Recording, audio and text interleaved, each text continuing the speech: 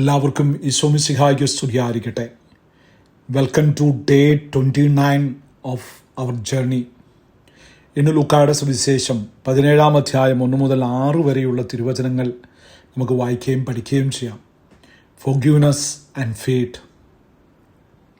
ഒരിക്കൽ ഒരാൾ തൻ്റെ ബാഗ് നിറയെ ചീഞ്ഞ ഉരുളക്കിഴങ്ങുമായി നടക്കുകയായിരുന്നു.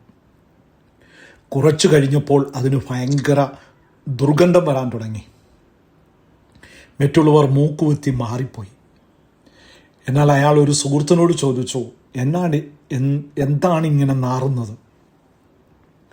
സുഹൃത്ത് പറഞ്ഞു, ആ ചീഞ്ഞ സാധനം നീ ബാഗിൽ ചുവന്നുകൊണ്ട് നടക്കുന്നത് കൊണ്ടാണ് അത് നാറുന്നത്.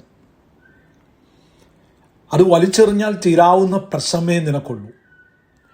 Unforgiveness is like carrying rotten potatoes. It only stings up your own life. ഉള്ളിൽ ദേഷ്യം കൊണ്ട് നടക്കുന്നത് നമ്മളെ തന്നെയാണ് ദോഷകരമായി ബാധിക്കുന്നത്. ഈ വചനത്തിൽ നിന്ന് നമുക്ക് ഒരു പ്രധാന കാര്യം പഠിക്കാം.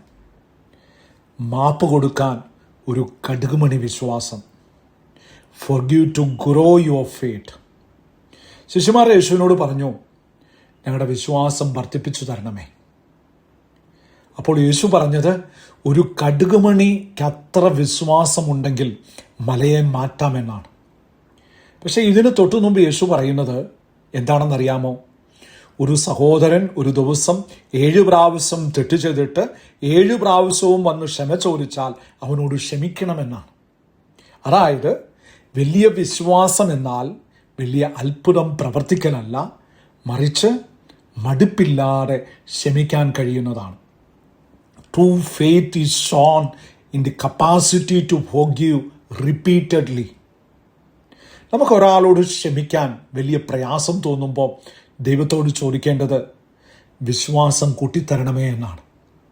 കാരണം ക്ഷമിക്കാൻ ദൈവികമായ ഒരു ശക്തി വേണം. ഇന്ന് നിങ്ങളെ വേദനിപ്പിച്ച ഒരാളെ ഓർത്തും മനസ്സിൽ പറയുക, യേശുവിനെ പ്രതി ഞാൻ നിന്നോട് ക്ഷമിക്കുന്നു. നിങ്ങളുടെ വിശ്വാസം വളരുന്നത് അപ്പോഴാണ്. Forgiveness is not a feeling. It is a decision backed by faith. Today, realize someone from the prison of your resentment.